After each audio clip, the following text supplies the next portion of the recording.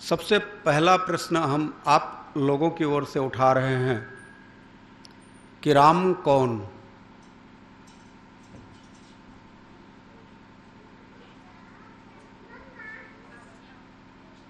ये सबसे पहला प्रश्न है कि राम कौन।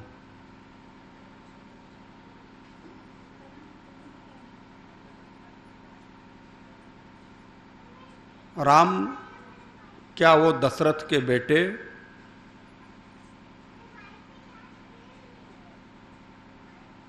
राजा के लड़के, अथवा अनंत कोटि ब्रह्मांड नायक परम तत्व परमात्मा परात्पर ब्रह्म। पहला प्रश्न राम कौन।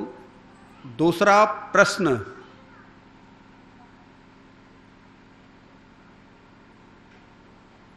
कि क्या राम जगत में लीला करने हेतु अवतरित होते हैं।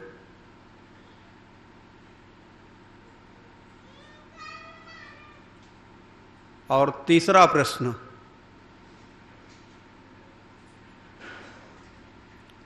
क्या राम से मिला जा सकता है।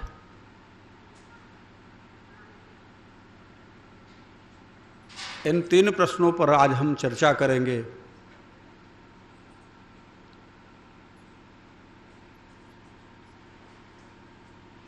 तो पहले राम कौन है, तो बाबा कहते हैं भोलेनाथ, उसकी चर्चा करेंगे। मां पार्वती का प्रश्न जो है उस पर चर्चा करेंगे। राम का स्वरूप क्या है उस पर चर्चा करेंगे। राम मिलते हैं, कहाँ मिलते हैं उसकी चर्चा करेंगे। इन सारी चर्चा को करने के लिए हमें थोड़ा सा अपने नाम को, अपने मन को, अपने विचार को पवित्र कर लेना चाहिए। क्योंकि पंडित जी अगर आपको सत्यनारायण भगवान की कथा सुनाते हैं तब भी आपका शुद्धिकरण करते हैं। ओम अपवित्र अपवित्र वा सर्वावस्थांगतोपि वा यह स्मरेत पुंडरीकांछ सहवायाभ्यांतर शुचि।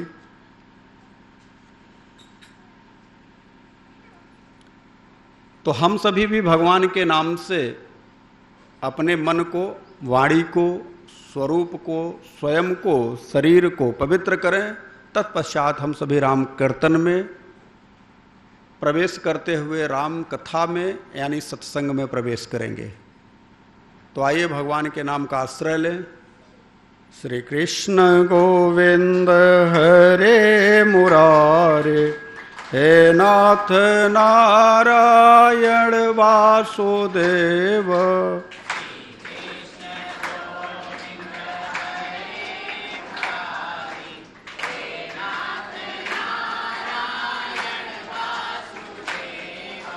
हे नाथ नारायण वासुदेव।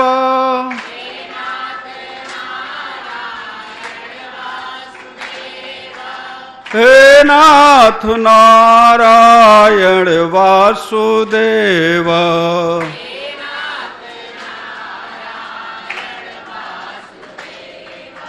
मुकुंद माधव मोहन मुरारे, हे नाथ नारायण वासुदेव।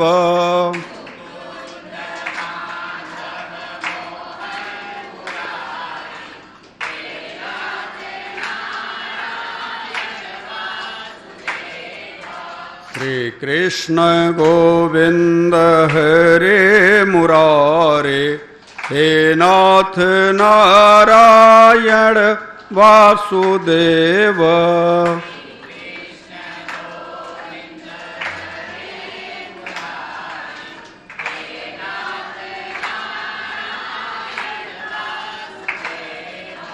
त्वमादिदेवः पुरुषः पुराण,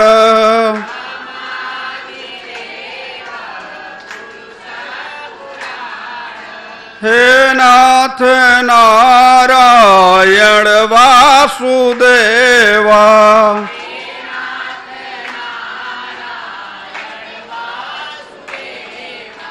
त्वमस्य विश्वस्य परम निधानम्,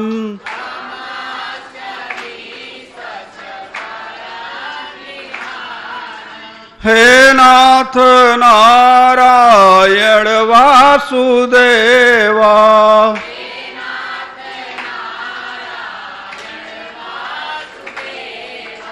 वेतासि वेदं च परं च धामम्,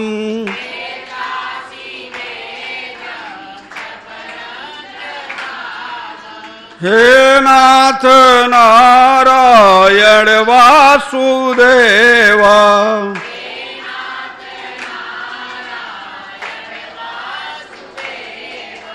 त्वया ततः विश्वमनन्तरूपम्, हे नाथ नारायण वासुदेवा,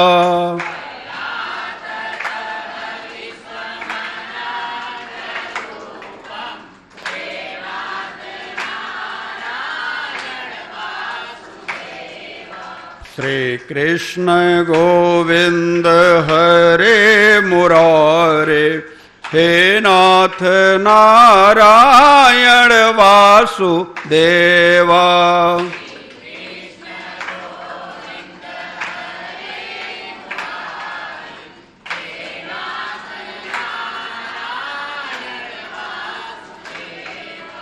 देहांत काले तुम सामने हो,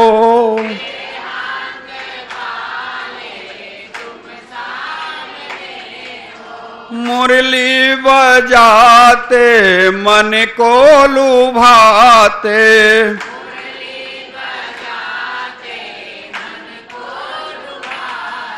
यही गीत गाते मैं तन नाथ त्यागूं,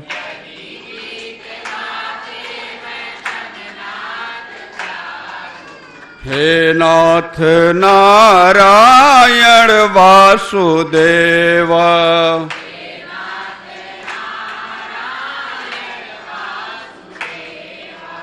गोविंद मेरी एक प्रार्थना है,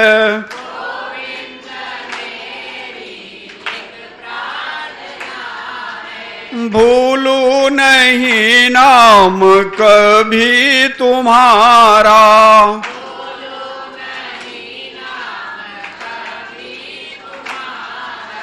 निष्काम होके मैं यह गीत गाऊं,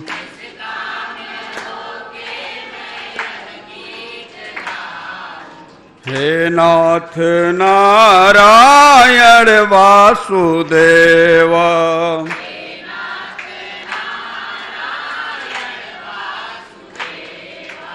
श्री कृष्ण गोविंद हरे मुरारे, हे नाथ नारायण वासुदेवा,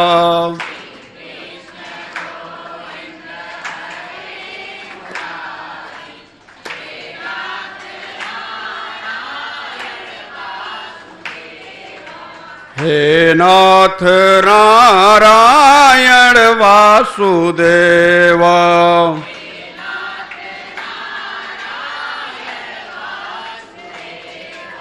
हे नाथ नारायण वासुदेवा,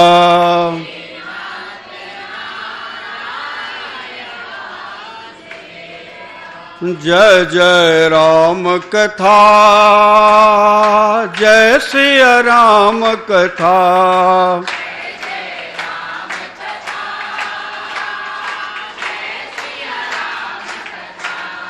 जय जय राम कथा, जय सिया राम कथा,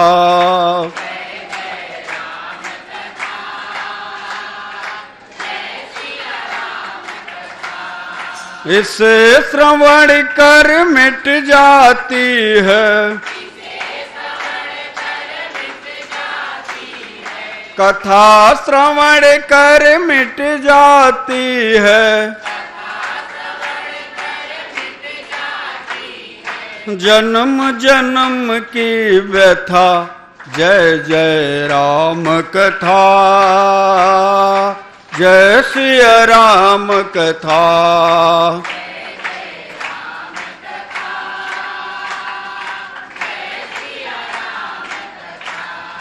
राम कथा राम कथा कलिका मद गाई, सुजस सजीवन मूरि सुहाई।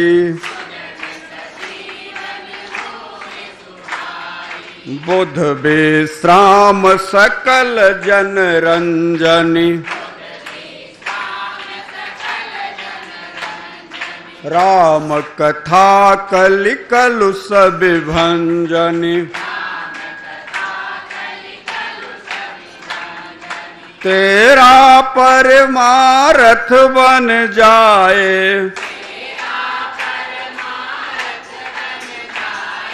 मेरा परमारथ बन जाए। श्री नारद के जथा, जय जय राम कथा, जय श्री राम कथा।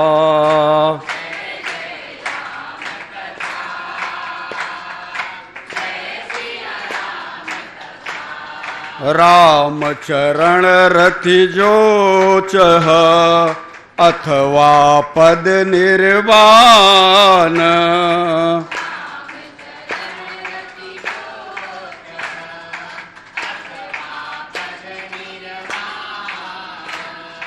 भाव सहित जो यह कथा, करई श्रवण पुट पान। जय जय राम कथा,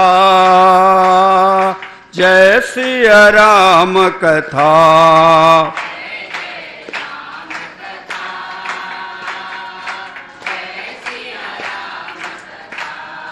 श्री गुरु चरण सरोज रज, निज मन मुकुर सुधारी।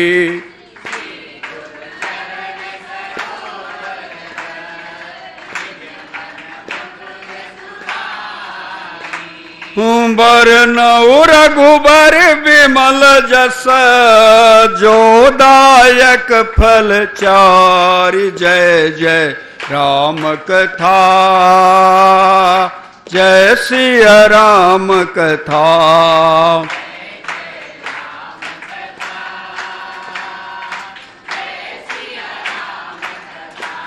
जय जय राम कथा,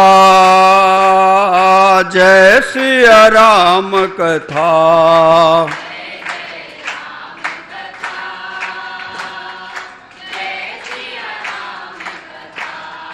कथा श्रवण कर मिट जाती है,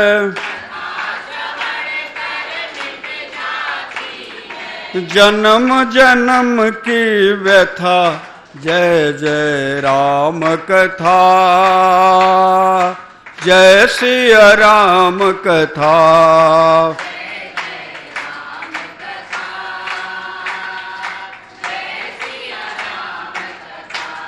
जय सिया राम कथा, जय सिया राम कथा। बोलो अनंत कोटि ब्रह्मांड नायक परम तत्व परमात्मा की। सच्चिदानंद रूपाय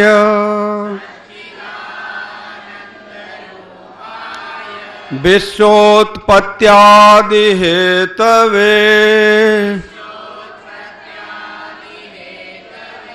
तापत्रय विनाशाय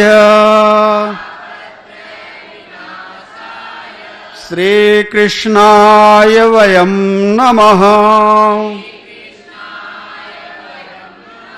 रामाय रामचंद्राय राम भद्राय मानसे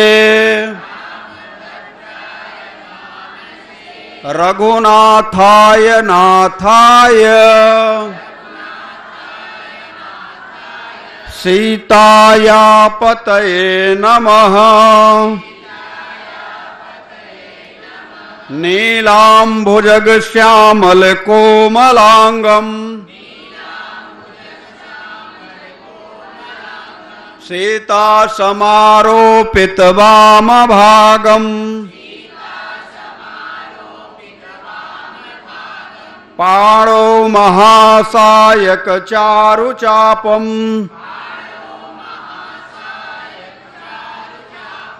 नमामि रामं रघुवंशनाथम अतुलित बलधामम हेम शैलाभदेहम धनुजवन कृशानम ज्ञानिनानाम् अग्रगण्यम् सकल गुण निधानम वानराणामधीशं रघुपति प्रिय भक्तम वात जातम नमामि वात जातम नमामि वात जातम नमामि। हे गोविंद हे माधव हे राघव हे मुरलीधर हे मेरे राम मुझे अपना बना लो प्रभु। मैं आपका ही हूँ प्रभु। मुझे अपना बना लो प्रभु। मुझे अपना बना लो प्रभु। मुझे अपना बना लो प्रभु। हरि ओम। भगवत धर्मानुरागियों, जासु कृपा अस भ्रम मिट जाई गिरजा सोई कृपालु रघुराई। आइए हम सभी उस परम तत्व परमात्मा अनंत कोटि ब्रह्मांड नायक जगत नियंता जगत पालक राघव सरकार जो हम सबके हृदय भवन में विराजमान हैं, हम उनकी ओर पीठ करके बैठे हैं, इसलिए उन्हें देख नहीं पा रहे हैं। उन्हें जाने, उन्हें समझे, वो कहाँ हैं, कैसे हैं, किस तरह से हैं। माता पार्वती ने भगवान भोलेनाथ से प्रश्न किया कि प्रभु राम कौन?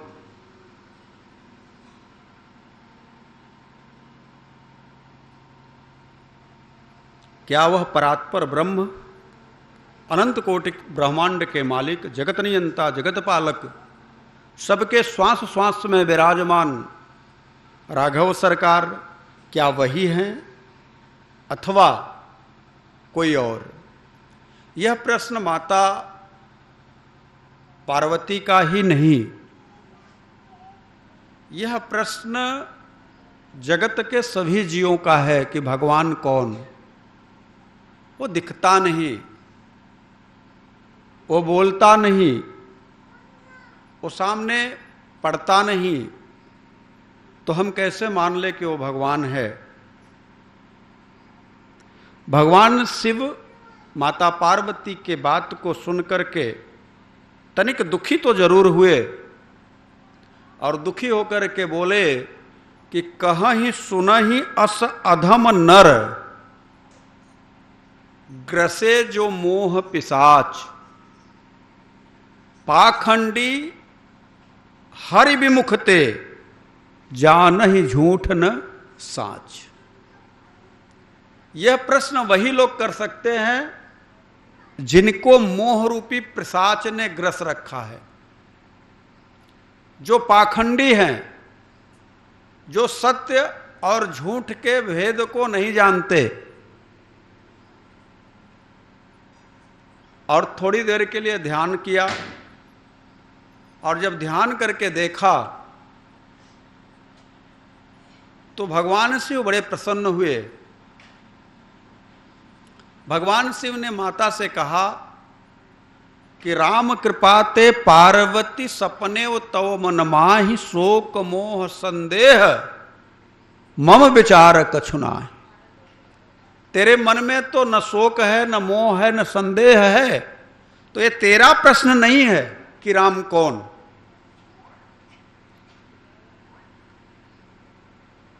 लेकिन यह जगत का प्रश्न है कि राम कौन। यह जगत का प्रश्न है। तो देवी, राम कौन है, इसे जानने के लिए, इसे समझने के लिए तुम्हें संत की शरणागति लेनी होगी, क्योंकि संत की शरणागति से ही तुम्हें राम कौन है यह बात पता चलेगी। मां पार्वती ने कहा, प्रभु जगत में आपके जैसा गुरु, आपके जैसा संत खोजे नहीं मिलेगा। गोस्वामी तुलसीदास जी भी कहते हैं कि वंदे बोधमयम नित्यम गुरुम शंकर रूपिणो यमाश्रितो ही वक्रोपी चंद्र सर्वत्र वंदते। इस समय आप मेरे पति रूप में अवश्य हैं, लेकिन हे भोलेनाथ, कुछ देर के लिए मेरे मन के प्रश्न को, मेरे मन में तो नहीं है, जगत के प्रश्न के लिए आप जगत के गुरु बन जाइए, मेरे भी गुरु बन जाइए, और जगत के गुरु बन करके इस प्रश्न, इस समस्या का समाधान करिए। क्योंकि जाने बिनु न होई परतीति, और बिनु परतीति हो ही नहीं प्रीति। देखिए परमात्मा की स्थिति क्या है, तो गोस्वामी तुलसीदास जी विनय पत्रिका में कहते हैं कि बिटप मध्य पुतरिका सूत महु कंचुक बिनहि बनाए। बिटप मध्य पुतरिका सूत महु कंचुक बिनहि बनाए। मनमह लीन तथा नाना तन प्रगटत अवसर पाए। अर्थात एक वृक्ष है, कोई बड़ा सा वृक्ष देख लो आप। अब एक सामान्य व्यक्ति की नजर में वह एक वृक्ष है, लेकिन जो लकड़ी का जानकार है, जो कारीगर है, उस वृक्ष में उसे मेज, कुर्सी, घर की चौखट, दरवाजा, खिड़की, खिलौना, हाथी, घोड़ा, जो भी वो काठ का बना सकता है, बर्तन, सब कुछ उसे दिखाई दे रहा है। उस बनाने वाले एक कारीगर को उस वृक्ष के अंदर, उस वृक्ष में वह वृक्ष ही सिर्फ नहीं दिखाई दे रहा, उस वृक्ष में नाना प्रकार के वह वस्तुएं दिखाई दे रही हैं, जिसे एक सामान्य व्यक्ति नहीं देख पाता। गोस्वामी तुलसीदास जी दूसरा उदाहरण देते हैं विनय पत्रिका में। असन बसन पशु वस्त्र विविध विधि। असन बसन पशु वस्तु विविध विधि। बस मणिमह मह रह जैसे। असन बसन पशु वस्तु विविध विधि। सब मणिमह मह रह जैसे। सरग नरग चर अचर लोक बहु। बसत मध्य मन तैसे। जिस प्रकार से एक मणि है, मणि की उपमा गोस्वामी तुलसीदास जी ने उस जमाने में दिया लेकिन मैं आपको कहूं, जैसे 1000 या इस समय तो नहीं चलती, 2000 के नोट की एक बात करूं तो वो 2000 की एक नोट है, लेकिन उस 2000 की नोट में, उस 2000 की नोट में वस्त्र है, भोजन है, वसन, बर्तन भी मिल जाएगा, बहुत सारे खेल खिलौने मिल सकते हैं, लेकिन देखने में वह क्या है, मात्र एक 2000 की, लेकिन उसके अंदर में वो सारी चीजें छिपी हुई हैं जिसकी आप कामना करते हैं। आप 2000 की नोट जेब में रखिए,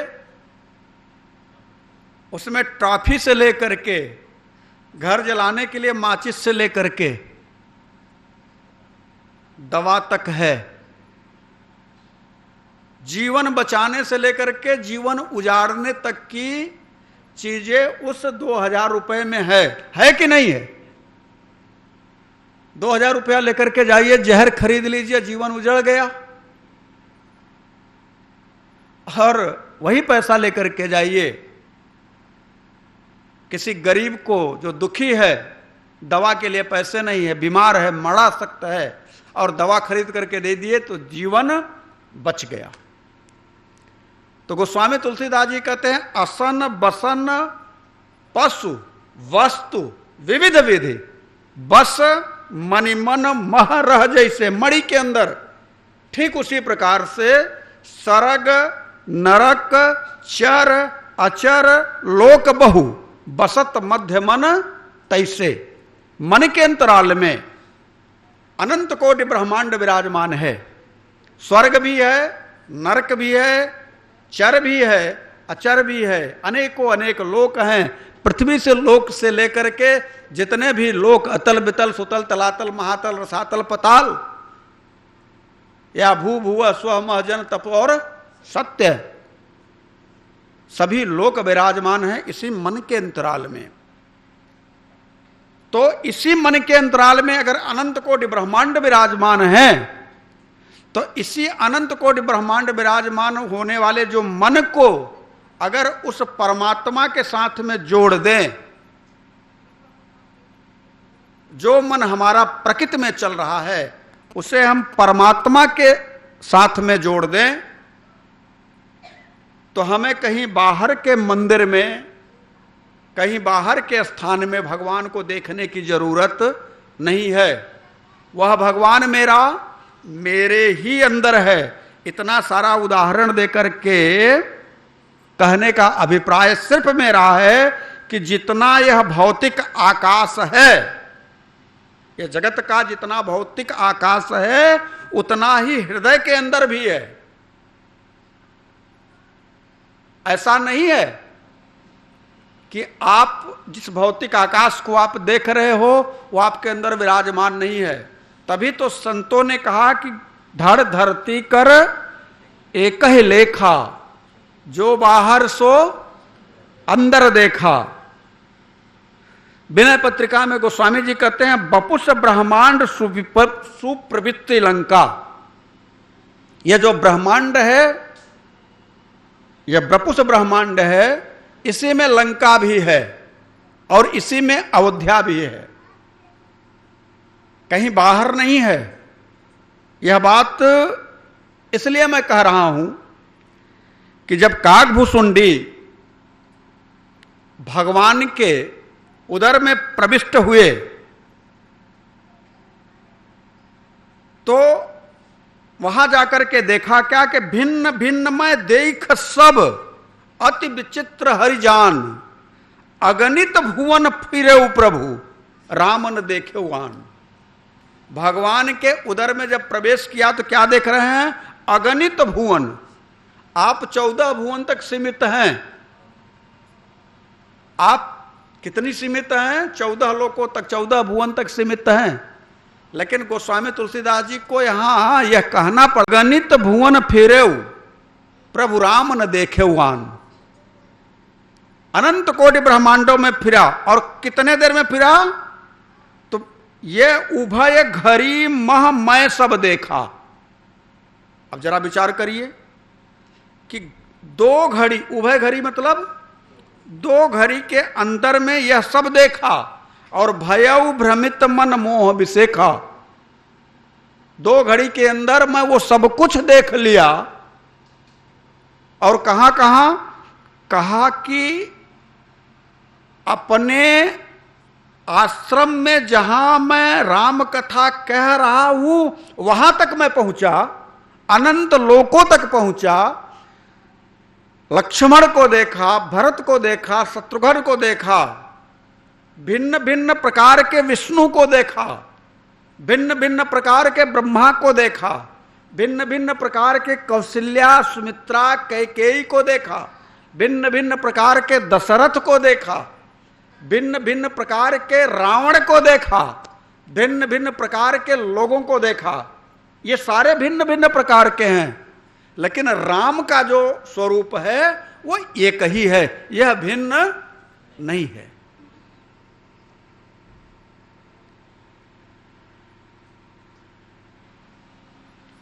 अब जब राम का स्वरूप भिन्न नहीं है तो राम है कैसा? राम जानने का विषय है, और इस राम को जिस दिन हम जान लेंगे उस दिन हम राम के स्वरूप के साथ में अपने को जोड़ देंगे। क्योंकि राम को जानने के बाद ये जो जगत है ये खो जाएगा। जे ही जाने जग जाई हेराई। जिसको जानने के बाद इस जगत को ही हम खो देंगे, यह जगत खो जाएगा, वह राम है। तो वह राम कहां मिलेगा? किस जगह पर मिलेगा? तो वह राम कहीं भी अन्यत्र नहीं है, वह राम आपके हृदय में है। उसी राम को जो आपके हृदय में है वो प्रकट करने की कला, उसको प्रकट करने की क्षमता अगर आपके अंदर आ गई, उस राम को प्रकट करने की व्यवस्था आप जान गए, उस राम को प्राप्त करने के विधि आप समझ गए, उस राम के साथ में एकता स्थापित करने की क्रियाविधि आपको मालूम हो गई, तो वह राम कहीं बाहर प्रकट नहीं होगा, वह राम आपके हृदय में प्रकट होगा, आपके अंदर प्रकट होगा। क्योंकि वह राम जब प्रकट होता है तो जो जिए जाने आपना कहरी जनावई पीऊ, वो तो जाने बिनु न होई प्रतीति और बिनु प्रतीति होई नहीं प्रीति। तो आपके हृदय भवन में प्रकट होगा, क्योंकि उस राम का स्वरूप जो है वो स्वयं आप हो जाओगे। वह राम जब आपके हृदय में भवन में प्रकट होगा तो राम कहीं और नहीं, आप ही राम हो। कब? जब आपके हृदय भवन में वह राम प्रकट हो जाए तब। क्योंकि गोस्वामी तुलसीदास जी कहते हैं कि राम है कैसा? कहा बिनु पग चलई सुनई बिनु काना, बिनु पग चलई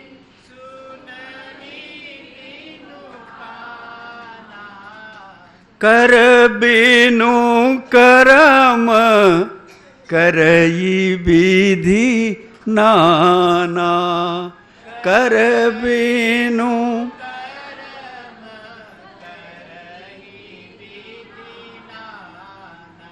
बिनु पग चलई सुनई बिनु काना, बिनु पग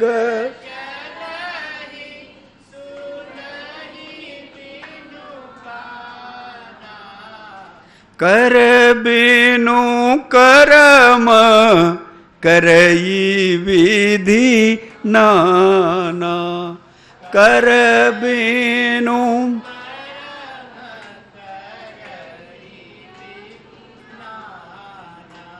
आन न रहिता सकल रस भोगी आनन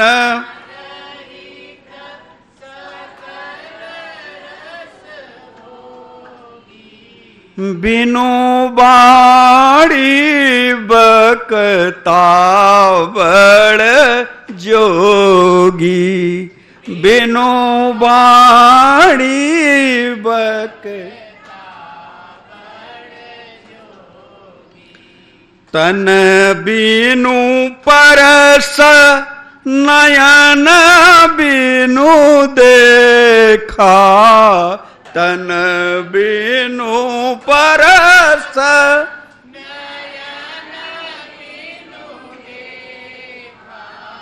गहई घ्राण बिनु बास अनेका गहई घ्राण बिनु।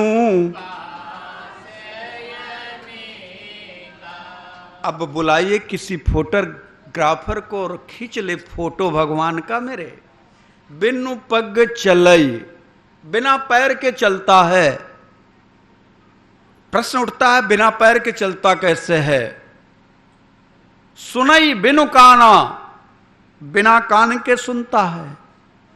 कर बिनु कर्म, करई विधि नाना, हाथ भी नहीं है और नाना प्रकार के कर्म करता है। तो जिसका हाथ न हो, जिसका मुंह न हो, जिसका कान न हो, जिसका नाक न हो, जिसकी जिह्वा न हो, वह परात्पर ब्रह्म, फिर उसका रूप कहां है। इस बात को अगर आप बारीकी से समझ जाएं, है बड़ी बारीक बात, समझने की जरूरत है। साधन पथ में जब साधक उस ब्रह्म से एकाकार हो जाए अंतर हृदय में, तो वही ब्रह्म, वही परम तत्व परमात्मा उस साधक के पैर से चलने लगता है। वही परम तत्व परमात्मा उस साधक के जिह्वा से स्वाद लेने लगता है। वही परम तत्व परमात्मा उस साधक के कान से सुनने लगता है और वही परम तत्व परमात्मा उस साधक के नाक से सूंघने लगता है। इसका आशय क्या है? इसका आशय यह है कि ब्रह्मविद इत ब्रह्म भवति। जो जानई सोई देवु जनाई, जो जानई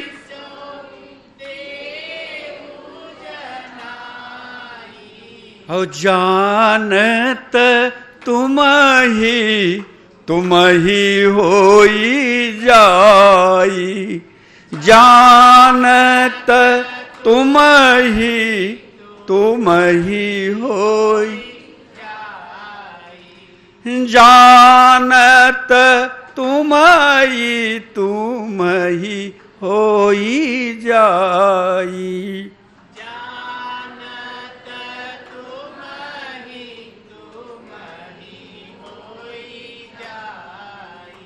जो उस परम तत्व, उस परात्पर ब्रह्म को जान ले, जानने की क्रियाविधि अपने गुरु के द्वारा प्राप्त करके, उस पथ का अनुसरण करके, समय समय उस क्रियाविधि के साथ अपने को जोड़ करके उस परम ब्रह्म परमात्मा से एकाकार हो जाए, तो जानत तुम ही, फिर वो वही हो जाता है। क्या हो जाता है? वह परात्पर ब्रह्म हो जाता है। उस संत में और उस ब्रह्म में कोई भेद नहीं रह जाता। इसलिए यह साधन, यह भजन आपके लिए है। आप उसी ब्रह्म के अंश हैं और वह अंशी है। ममैवांशो जीवलोके जीवभूतः सनातन। फिर क्या दिक्कत हुई? कहा मनः खष्ट्राणि इंद्रियाणि प्रकृति स्थान कर्षयति। मन और जो 5 इंद्रियां थीं ये प्रकृति की तरफ यात्रा करने लगी, इसलिए परमात्मा से दूरी बन गई। तो जिस दिन प्रकृति की यात्रा बंद करके परम की यात्रा शुरू हो जाए, बाहर की यात्रा बंद करके अंदर की यात्रा शुरू हो जाए, उसी दिन से राम जन्म की तैयारियां शुरू हो जाएंगी। तभी राम जन्म होगा जब बाहर की यात्रा बंद हो करके अंदर की यात्रा शुरू होगी। लेकिन अंदर की यात्रा शुरू कब होगी, कैसे होगी? इतने दुर्धर शत्रुओं से हमारा पाला पड़ा है कि हम यात्रा अंदर की कर ही नहीं पा रहे हैं। आपको रोक कौन रहा है? कौन कौन रोकने वाले हैं? तो कहा सबसे बड़ा मोह रूपी रावण है। सबसे बड़ा प्रबल शत्रु कौन है? मोह। यह इतना खतरनाक है कि थोड़ा सा भी भजन में मन लगना हो तो ये माइक प्रवृत्तियां मोह पैदा करवा करके उस भजन से विक्षेप करवा देती है। उदाहरण के लिए, आप भजन करने बैठे और अब भजन कर ही रहे हैं कि आपका नाती टेबल पर से गिर गया, गिरा, रोने लगा, चोट लग गई। अब आप भजन कर पाए? आप क्या करेंगे? दौड़ करके उसे उठाएंगे। यह मोह रूपी रावण ने अपना खेल कर दिया। यह राम के पथ में बाधा का काम हो गया आपका, यह बाधक बन गया। और गोस्वामी तुलसीदास जी कहते हैं कि बाधा अनेकानेक रूप धारण करके जगत में आती है। यह मोह के अनेक रूप हैं। तभी तो मानस में कहते हैं मोह सकल व्याधि न कर मूला, मोह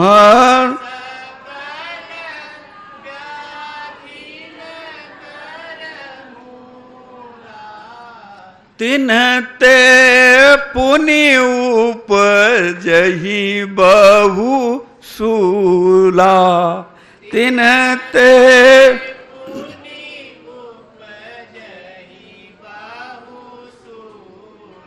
गोस्वामी तुलसीदास जी विनय पत्रिका में लिखते हैं कि मोह 10 मौली। मोह कौन है? कहा 10 मौली। दशानन ही मोह है। यह मैं नहीं कह रहा, यह विनय पत्रिका में लिखा हुआ है, आप पढ़िए। मोह 10 मौली तद भ्रात अहंकार। मोह 10 मौली तद भ्रात अहंकार, पाकारिजित काम विभ्रमहकारी, लोभ अतिकाय मत्सर महोदर दुष्ट, क्रोध पापिष्ट विबुध धांतकारी। ये लिखा हुआ है।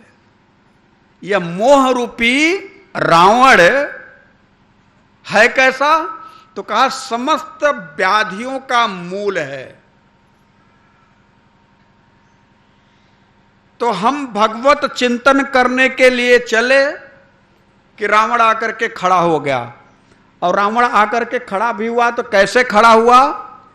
अपने अनुचरों के साथ में। उसके अनुचर कौन कौन हैं? तो कहा क्रोध रूपी कुंभकर्ण,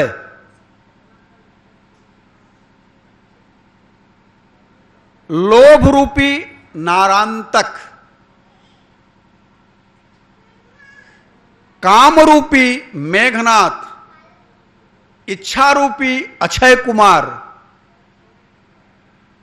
तर्क रूपी ताड़का। ये सब रावण के अपने अनुचर है। आपका स्वभाव कभी मेरे स्वभाव में नहीं है। तो ये स्वभाव जानते हैं कौन है? ये स्वभाव रूपी सुबाहु है। आपका स्वभाव नहीं कहता ना, तो आपका स्वभाव कौन है? ये स्वभाव रूपी सुबाहु है। और मलिन आचरण जो है, जो आपके अंतर का आचरण है, जो दूषित आचरण है, मलिन आचरण ही मारीच है। इतने दुष्ट आपके अंदर बैठे हुए हैं। लेकिन दूसरी जगह पे इतने दुष्टों से बचने का कोई उपाय तो होगा। तो गोस्वामी तुलसीदास जी कहते हैं हां, उपाय है। तो क्या उपाय है? तो कहा एक ही उपाय है कि किसी संत की शरणागति ले लो। एक उपाय, बस एक उपाय है। अच्छा, शरणागति लेंगे तो क्या होगा? तो कहा जो राक्षस दिखाई नहीं देते हमको, वो हमको दिखाई देने लग जाएंगे। अच्छा बताओ, मोह रूपी राक्षस दिखाई देता है, क्रोध रूपी कुंभकर्ण दिखाई देता है, लोभ रूपी नारांतक दिखाई देता है, तर्क रूपी ताड़का दिखाई देती है? नहीं देते ना। लेकिन कब दिखाई देंगे? तो एक ही उपाय है, श्री गुरु पद नख मणिगण ज्योति, श्री गुरु पद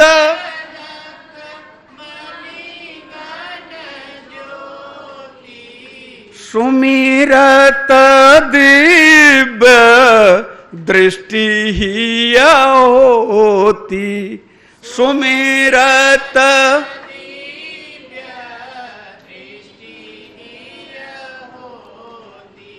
सुमिरत दिव्य दृष्टि ही होती।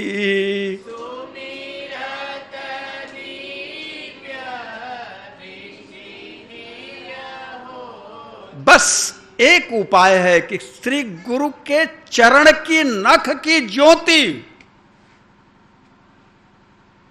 यदि समझ में आ जाए, यदि उतर जाए अंदर, तो क्या होगा?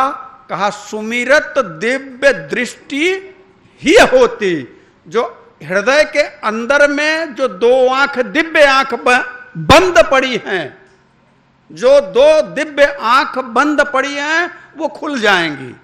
और जैसे ही वो दोनों दिव्य आंखें खुलेंगी, वैसे ही हमारे अंदर के जो यह राक्षसी प्रवृत्तियां हैं, मोह रूपी रावण, क्रोध रूपी कुंभकर्ण, लोभ रूपी नारायणतक, काम रूपी मेघनाथ, इच्छा रूपी अक्षय कुमार, तर्क रूपी ताड़का, स्वभाव रूपी सुबाहु दिखाई देने लग जाएंगे। और फिर क्या होगा? उघर ही नयन, उघर ही बिमला बिलोचन हिय के,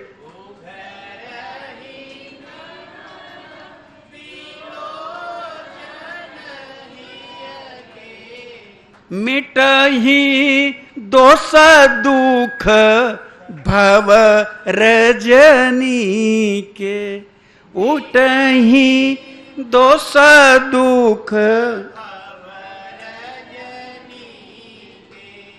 वो दोनों नेत्र जब खुल जाएंगे, कैसे खुलेंगे? तो कहा गुरु के चरण रज की ज्योति, चरण कमलों से जुड़ोगे। कब, कैसे जुड़ोगे, किस रूप में जुड़ोगे? जुड़ने की कोई व्यवस्था तो होगी, कैसे जुड़ा जाए, क्या विधि है? तो गीता में भगवान कहते हैं तद्विद्य प्राणिपातेन, तद्विद्य प्राणिपातेन परिप्रश्नेन सेवया उपदेशयन्ति ते ज्ञान ज्ञानिनः तत्त्वदर्शिनः। उस गुरु के चरण कमलों से जुड़ने के लिए अपने आप को प्राणिपात करना होगा। प्राणिपात का अर्थ क्या है? कि पूर्ण रूप से अपने आप को समर्पित कर देना होगा। समर्पण में रंच मात्र की कोई कमी न रह जाए, तर्क रूपी ताड़का आकर के न बैठ जाए, स्वभाव रूपी सुबाहु परेशान न करने लग जाए, मलिन मति रूपी मारीच परेशान न करे। यानी तर्क वितर्क अतर्क कुतर्क ये जितने भी हैं, ये जब तक आपके साथ रहेंगे तब तक आप प्राणिपात नहीं कर पाएंगे, और जब तक आप प्राणिपात नहीं कर पाएंगे तब तक आपके नयन जो अंदर के हैं वो खुलेंगे नहीं, और जब तक खुलेंगे नहीं तब तक आपको आपके दुश्मन यानी काम क्रोध लोभ मोह मद मत्सर, जिनके बारे में अभी हमने बताया कि मोह रूपी रावण, क्रोध रूपी कुंभकर्ण, काम रूपी मेघनाथ, लोभ रूपी नारायणतक, इच्छा रूपी अक्षय कुमार, तर्क रूपी ताड़का, स्वभाव रूपी सुबाहु, तब तक ये आपको परेशान करते रहेंगे। फिर क्या करना चाहिए? शीश कटाए जो गुरु मिले तो भी सस्ता जान। शीश कटाने का अभिप्राय यह नहीं है कि अपनी गर्दन उतरवा दो। शीश कटाने का अभिप्राय यह है कि अपने अहंकार का त्याग कर दो। अहंकार ही शीश है, और अपने अहंकार को पुष्ट करने के लिए लोग किस स्तर तक गिर जाते हैं आपने विचार नहीं किया होगा। कभी विचार करके देखिए, आप ही के पास आकर के कोई आपका अपना जो अपने अहंकार को पुष्ट करना चाहता है वो कहेगा, अरे भैया कहां आप और कहां मैं एक छोटा मोटा आदमी। कहते हैं कि नहीं आपके सामने? कभी तो ऐसा प्रश्न आया होगा। तो उसने क्यों कहा कि मैं बहुत एक छोटा मोटा मामूली आदमी? तो आपसे मानो वह कहलवाना चाहता है, अरे नहीं आप तो बड़े आदमी हैं, कैसी बात कर रहे हैं, आप महान हैं। ये उसके सुनने के लिए कान लालायित हैं। क्यों? क्योंकि वो नीचे गिर गया कि मैं बहुत छोटा मोटा आदमी, ऐसा कह करके उसने अपने अहंकार को पुष्ट करवाना चाहा, जिससे आप उसे कहें नहीं आप तो बहुत बड़े आदमी हैं। अरे आपकी बात ही कुछ और है। लेकिन जरा विचार करिए, थोड़ा उल्टा सोचिए। उसने कहा कि अरे कहां मैं छोटा मोटा आदमी, और आप ठीक उसी बात को दोहरा दो, हां सही कह रहे हो आप छोटे मोटे आदमी। फिर देखो क्या करता है वो। अब कह दो, वो जो कहा उसी के बात को खाली दोहरा दो कि हां आप छोटे मोटे आदमी।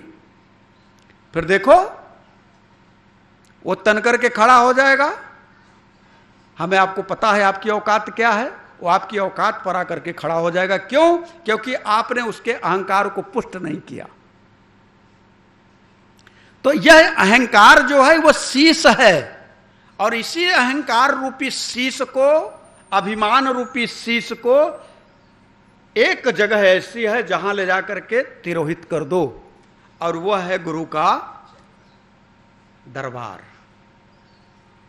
जाओ आश्रम के बाहर, जैसे ही दरवाजे पर पहुंचो, गेट पर, वहीं पे माथा टेक दो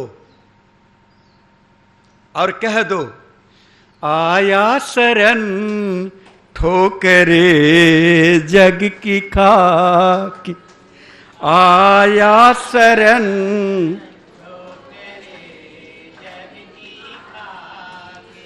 आया शरण ठोकरे जग की खाके,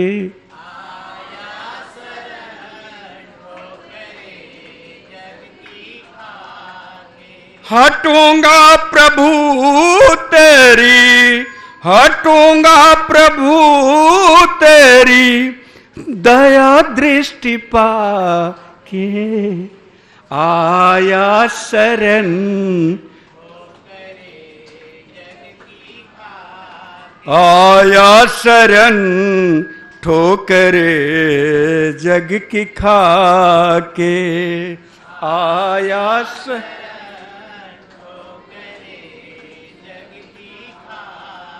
पहले मगन हो सुखी नींद सोया, सब कुछ पाने का सपना सजोया।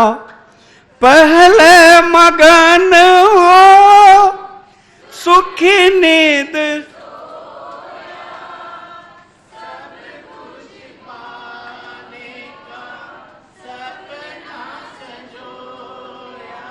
मिला तो वही जो, मिला तो वही जो लाया लिखा के, आया शरण ठोकरे जग की खा,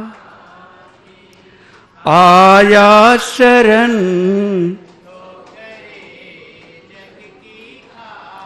हटूंगा प्रभु तेरी, हटूंगा प्रभु तेरी दया दृष्टि पाके, आया शरण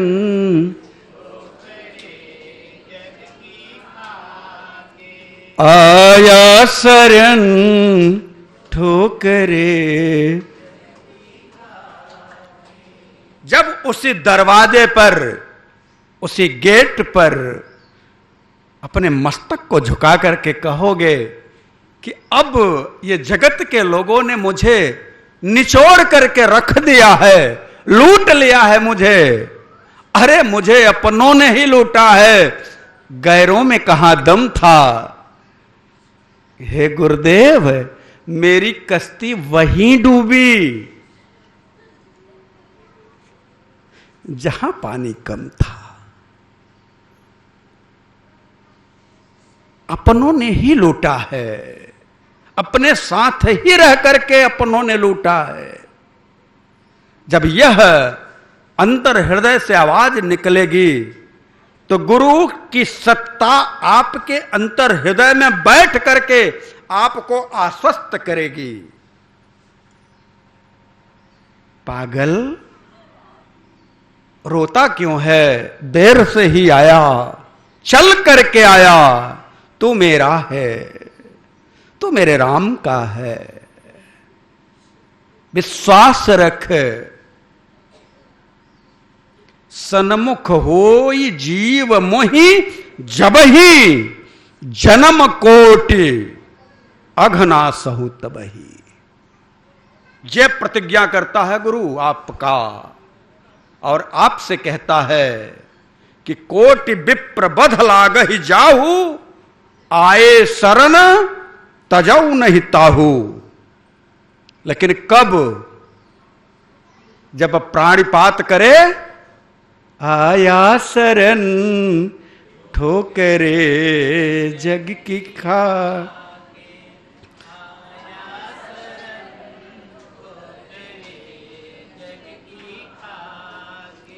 हटूंगा नहीं नाथ, हटूंगा नहीं नाथ, तेरे पास आके आया शरण।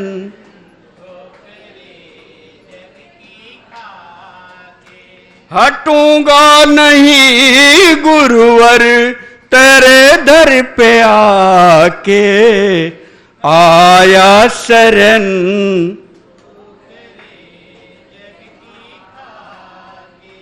जब यह संकल्प अंतर हृदय में जागृत होगा, प्रभु प्रेरणा मिलेगी तभी। क्योंकि ध्यान रखिएगा, एक बात और कह देता हूं, शुरू में ही बताया है कि चलते फिरते उठते बैठते खाते पीते सोते जागते यदि राम उतर आया तो राम की पहली कृपा क्या होगी कि आपको संत मिलेगा। यह पहली कृपा है। क्यों? क्योंकि मानस से कहती है, संत विशुद्ध मिली, संत विशुद्ध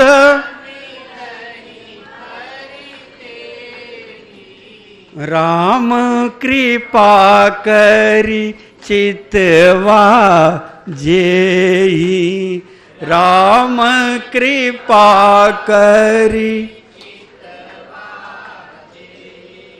राम कृपा करी चितवा जेहि,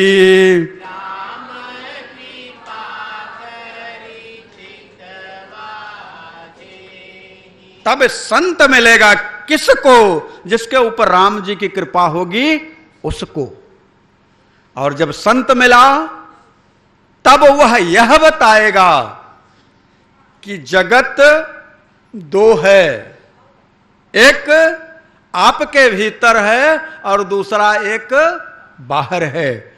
जो बाहर का जगत है वह नाशवान है, जो आपके भीतर का जगत है वही शाश्वत जगत है। और उसी भीतर के शाश्वत जगत में मेरे प्रभु अनंत कोटि ब्रह्मांड नायक परम तत्व परमात्मा राम का निवास है। उसे शाश्वत अंतर जगत में राम का निवास है।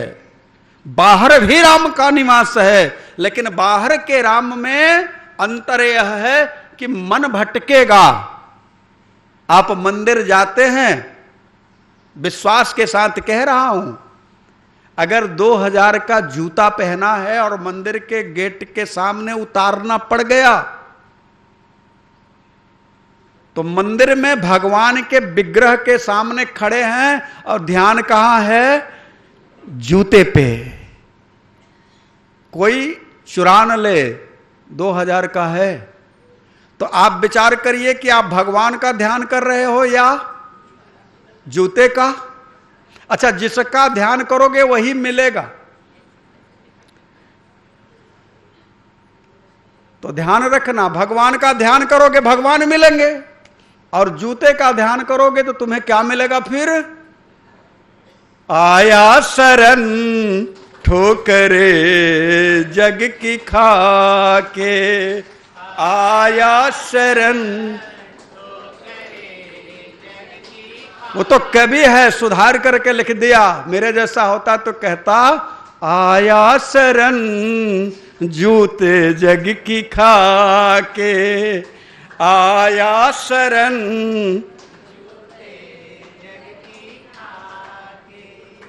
हटूंगा नहीं नाथ दया दृष्टि पाके, आया शरण जूते। इतनी मार पड़ रही है फिर भी सुधार नहीं हो रहा है। पत्नी, बेटे, परिवार, बहू, नात रिश्तेदार, स्नेही स्वजन, किससे नहीं तिरस्कार मिल रहा है। तभी तक पूछते हैं लोग कि आप कैसे हो, जब तक आपके जेब में पैसे हो। पैसा खत्म तो खेला खत्म। इसलिए अब भी चेत जाओ, अभी से चेत जाओ, बाहर के प्रपंचों से हट करके अंदर की यात्रा में आओ, और फिर मैं बताता हूं कि राम जन्म कहां होता है। आप सबसे मैंने पहले ही कहा था कि 2 घंटे सत्संग होगा, क्योंकि आपको मुझे बताना है कि राम जन्म कहीं बाहर की अयोध्या में हुआ नहीं हुआ, भविष्य में होगा नहीं होगा, भूतकाल में हुआ नहीं हुआ, इतिहासकारों ने लिखा, किसने क्या किया, यह आप सिर्फ पढ़ करके जान सकते हैं। लेकिन मैं आपके अंतर हृदय में उसी राम का जन्म कराना चाहता हूं। वही राम आपके हृदय में प्रकट हो। कैसे प्रकट हो? तो पहली शर्त है कि अभिमान का त्याग करके गुरु के शरण में चले आओ, पहली शर्त। और आए तो राक्षसों को लेकर के मत आओ कि तर्क रूपी ताड़का को लेकर के चले आए। वो आई और यहां पे तर्क रूपी ताड़का तर्क वितर्क कुतर्क करना शुरू करी। मलिन मन लेकर के नहीं आओ, दरवाजे पर छोड़ दो, विशुद्ध मन से आओ।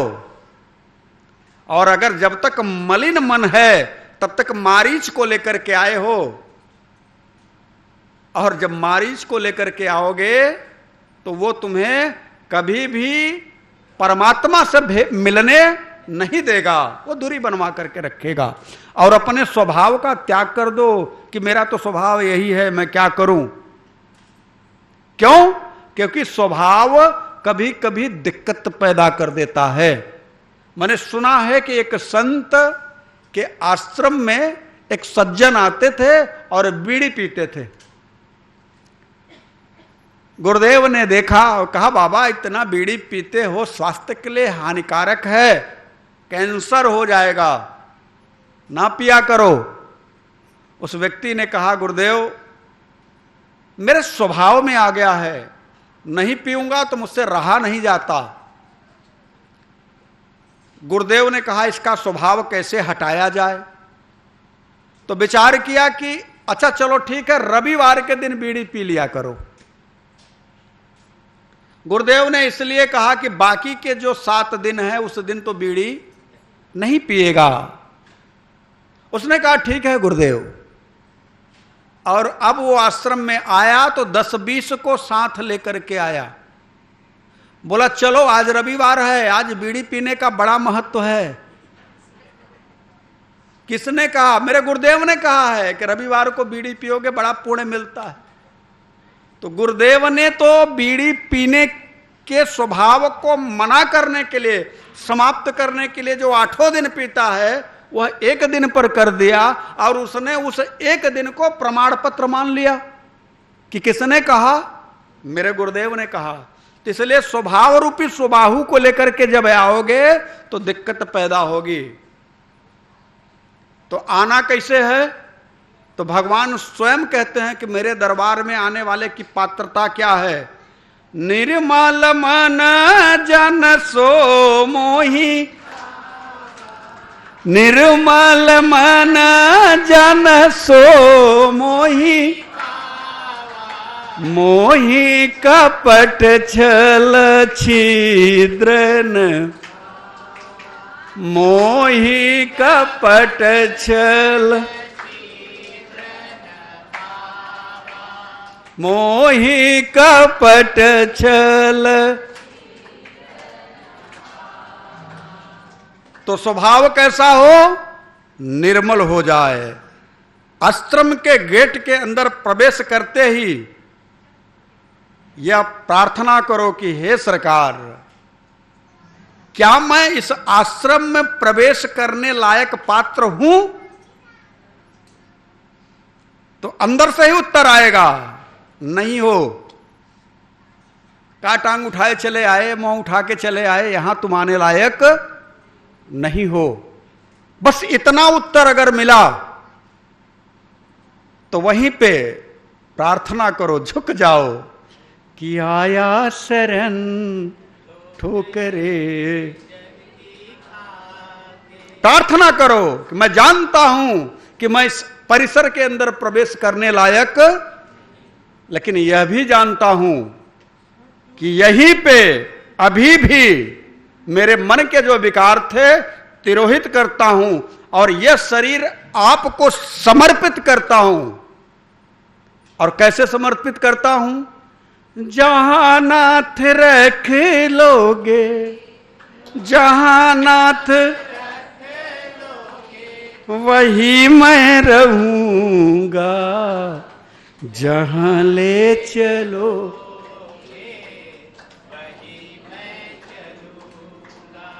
जहां ले।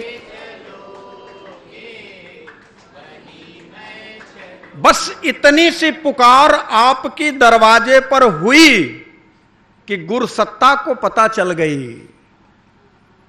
गुरुसत्ता को आपकी वह पुकार पता चल जाती है। क्यों? क्योंकि सबके उर अंतर्बसत जानत भाव को भाव। आपके अंदर क्या चल रहा है मेरा राम जानता है। इसलिए सावधान, परिसर में प्रवेश करने के पहले जान लो कि वहां एक ऐसा स्कैनर लगा हुआ है कि संसार के आधुनिक स्कैनर तो खाली शरीर को स्कैन करते हैं, लेकिन मेरे राम का स्कैनर ऐसा है जो पूरी तरह से आपको स्कैन कर देता है, आपके अंतर चलने वाले विचारों को स्कैन कर देता है, आपकी स्थिति परिस्थिति को स्कैन कर देता है। इसलिए आओ तो प्राणिपात करो, तद विद्धि प्राणिपातेन। और जब आ गए, निर्मलता के साथ आ गए, मन में कलुषित वातावरण नहीं है, तो विश्वास के साथ मैं कहता हूं कि आपके अंतर हृदय में वह राम नाम की एक दिव्य ज्योति, वह दिव्य मणि आराम से प्रवेश करा दी जाएगी। जिस मणि का प्रभाव क्या है? राम नाम मणि दीप धरी, जीह देहरी द्वार, तुलसी भीतर बाहर, जौ चाहसी उजियार, जौ चाहसी। वह राम नाम की मणि आपके अंतर हृदय में जो प्रसुप्त अवस्था में पड़ी है, कहीं बाहर से नहीं दी जाएगी, बस उसके ऊपर जो माई का आवरण लगा है, गुरु कृपा से वो छट जाएगी। और फिर क्या होगा? जैसे गुरु कृपा से वह मणि दिखनी शुरू हो गई, तो आपके अंतर में बैठे हुए वो जो राक्षस हैं, मोह रूपी रावण, क्रोध रूपी कुंभकर्ण, लोभ रूपी नारांतर, तर्क रूपी ताड़का, ये सब के सब स्वभाव रूपी सुबाहु, ये दिखाई देने लगेंगे। और जब दिखाई देंगे तो आपको इनसे डर लगने लगेगा। अभी तक आप अपने इन शत्रुओं से डरे क्या? नहीं डरे ना? अच्छा एक बात बताओ, आप सोए हो और विषधर नाग आपके ऊपर आकर के बैठा हो, तो आपको क्या फर्क पड़ता है? क्यों? क्योंकि आप सोए हो। मोह निशा सब सोवन हारा, मोह निशा सब देखई स्वप्न अनेक प्रकार, देख।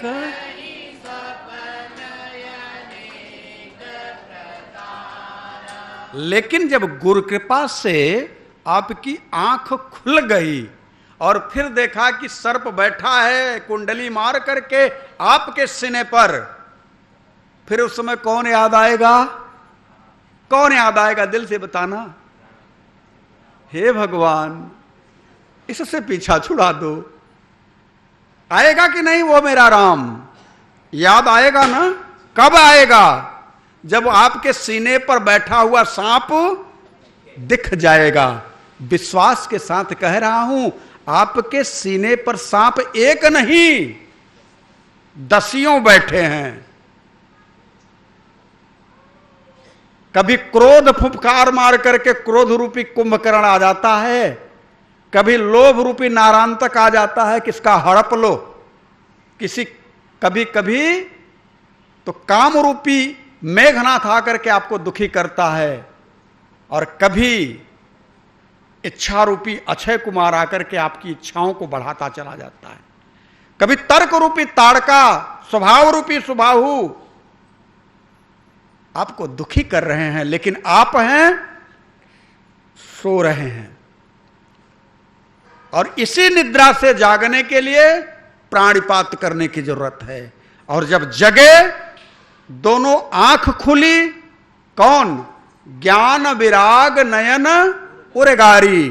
ज्ञान और वैराग्य की जब दोनों आंखें खुली, राक्षस दिखाई दिए, तो बस एक ही बात आएगी कि हे प्रभु, मुझे किसी तरह से अब इनसे बचा लो, इनसे बचा लो। तो इनसे बचने का एक ही उपाय शरणागति। किसकी? राम की। तो राम को तो हमने देखा नहीं, राम को हमने जाना नहीं, तो कैसे शरणागति लूं?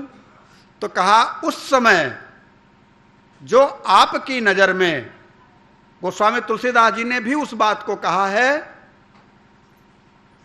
भगवान राम जब सबरी को उपदेश देते हैं और कहते हैं कि देवी, जब आपको यह प्रतीत हो जाए, जगत के लोगों को यह प्रतीत हो जाए, जैसे आपको प्रतीत हुआ, सबरी को प्रतीत हुआ कि मैं तो बर्दाश्त करके सब्र करके इतने दिन तक रह पाई, कलयुग में इस तरह के लोग बर्दाश्त या सब्र करके नहीं रह पाएंगे, प्रभु उनके लिए कोई सुगम उपाय बता दीजिए, क्योंकि ये जो राक्षस हैं ये इतने आतताई हैं कि पल पल पर डसते हैं हमें।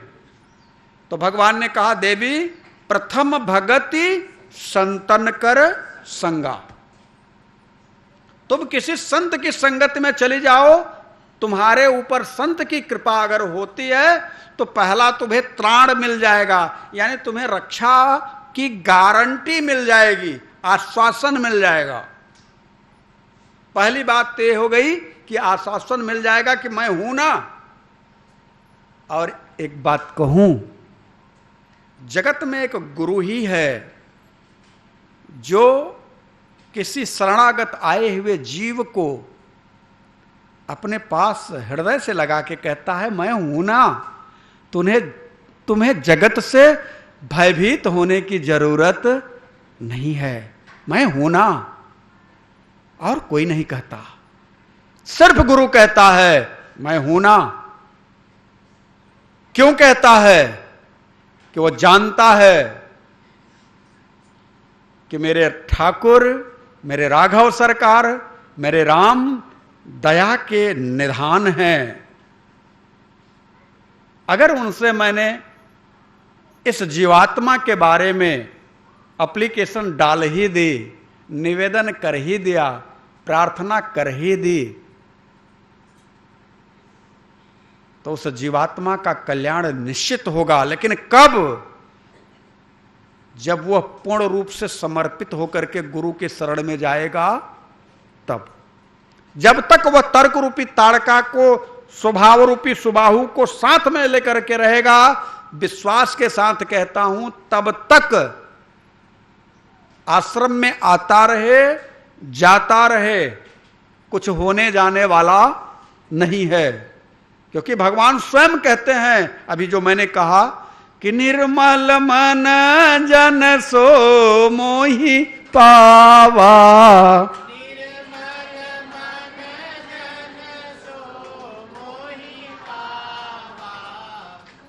मोहि कपट छल छिद्रन, मोहि कपट। अब गुरु के पास आने के बाद क्या होगा? अब देखिए, एक छांदोदय उपनिषद है, उसके प्रथम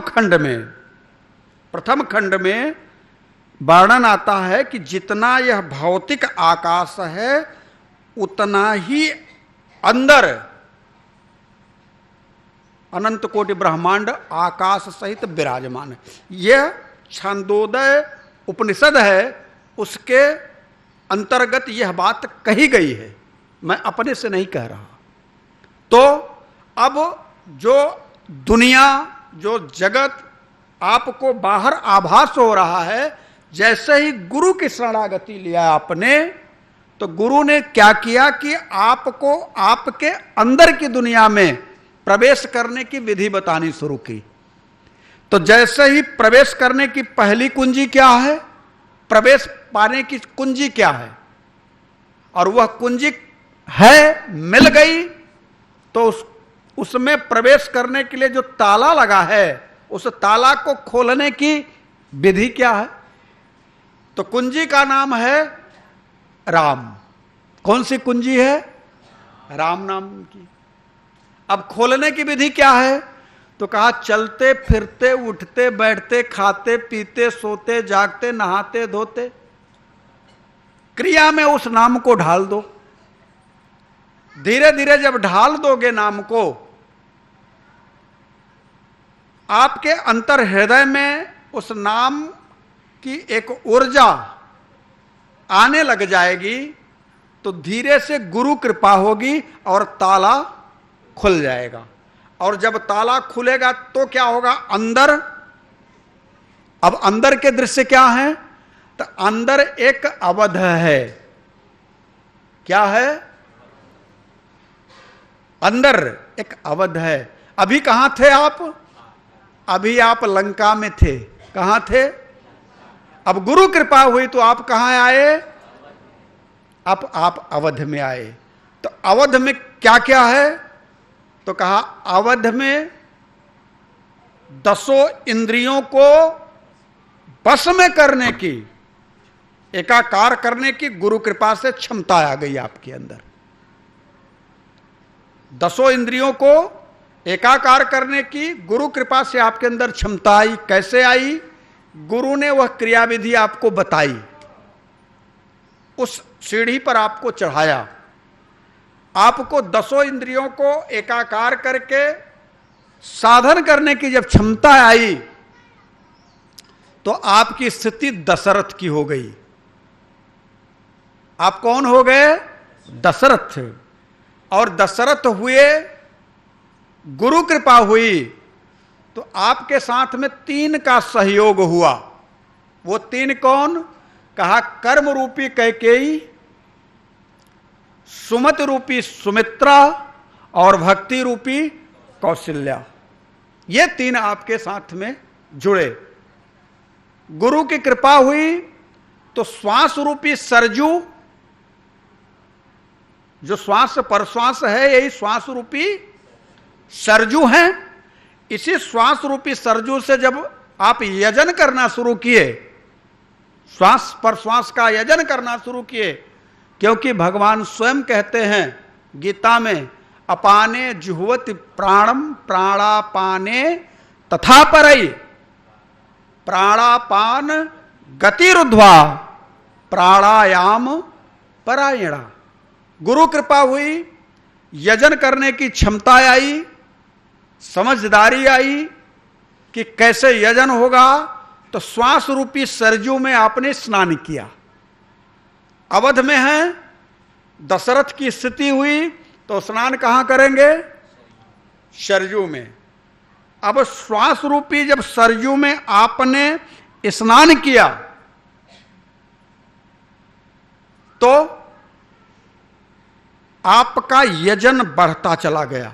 कैसे बढ़ा, कर्म रूपी कैकेयी से सुमति आ गई। अभी क्या थी, लंका में थे तो कुमति थी, अभी क्या थी, कुमति थी। अब आ गए आप सुमति में, तो सुमति रूपी सुमित्रा से मुलाकात हो गई।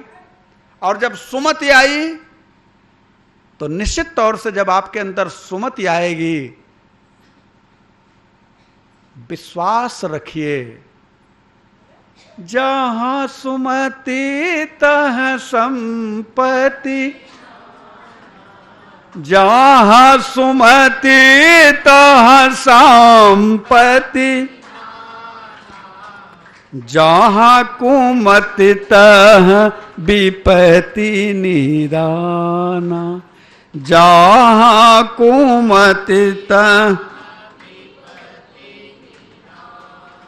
जहां कुमति तह। अब सुमत रूपी सुमित्रा और भक्ति रूपी कौशल्या आई। श्वास पर श्वास में यजन की जो स्थिति है, वह जब जागृत हुई, तो इष्ट को जो बस में कर रखा है, जिसकी कृपा से हम जगत में उस परमात्मा तक की दूरी तय करेंगे, वह वशिष्ठ हमारे जीवन में अवतरित होंगे। और जब वशिष्ठ अवतरित होंगे, तो निश्चित तौर से वह हमारे अंतर हृदय में गुरु कृपा का संचार होगा। तो उपाय बताएंगे कि आपके हृदय में राम कैसे प्रकट होंगे। कौन बताएगा? वशिष्ठ बताएंगे। ये बात जितनी मैं कह रहा हूं आप सब समझ रहे हो ना। तो जैसे ही आपके अंतर हृदय में अवध की स्थिति हुई, आप दसों इंद्रियों को एकाकार करके आप उन पर विजय प्राप्त करके उस पर रथी हुए, आरूढ़ हुए, तो आप दशरथ हुए। और दशरथ की स्थिति आई तो आपके साथ में 3 और जुड़े, कर्म रूपी कैकेयी, सुमति रूपी सुमित्रा और भक्ति रूपी कौशल्या। आपने श्वास पर श्वास का यजन सरजू में नहाया, यानी श्वास और प्रश्वास का यजन किया। और पुनः गुरु वशिष्ठ, यानी आपको इष्ट को बस में करने की जो गुरु कृपा से क्षमता आई, उसी का नाम वशिष्ठ है। उस इष्ट के साथ एकाकार जब होने की क्षमता आई तो फिर क्या हुआ? उस वशिष्ठ के द्वारा आपको यह कहा गया कि आप साधन पथ पर निरंतर लगे रहिए। और पुनः आपको 4 पुत्र होंगे। ये 4 पुत्र कौन है? कहा धर्म, अर्थ, काम और मोक्ष। यह कब होंगे, कैसे होंगे? इसके लिए आपको गुरु कृपा से, जब गुरु की कृपा होगी तभी यह मालूम पड़ेगा, तभी यह जान पाएंगे। यह गुप्त है। यह गुप्त क्यों है? क्योंकि यह बात सार्वजनिक कहने की नहीं है। कुछ बातें ऐसी होती हैं साधन की जिसे बताना जरूरी नहीं होता, क्योंकि उसमें जो अधिकारी लोग हैं वो तो ग्रहण कर लेते हैं, जो अनाधिकारी हैं उसका अर्थ दूसरा लगाते हैं। मैंने बहुत पहले एक बात कही थी कि वेद में एक वाक्य आया है, सदाचरणे निरताः। यह एक वाक्य है वेद का। अब इसका अर्थ ब्राह्मणों ने अपने हिसाब से लगाया कि सद आचरणे निरताः, सद आचरण ही करो। सदाचरणे निरताः एक शब्द है ब्राह्मणों ने, जो संत थे। ब्राह्मण का मतलब यह नहीं कि जातिगत संत, ब्रह्म जानेति त ब्राह्मण। तो उन्होंने अर्थ लगाया क्या? सद आचरणे निरताः।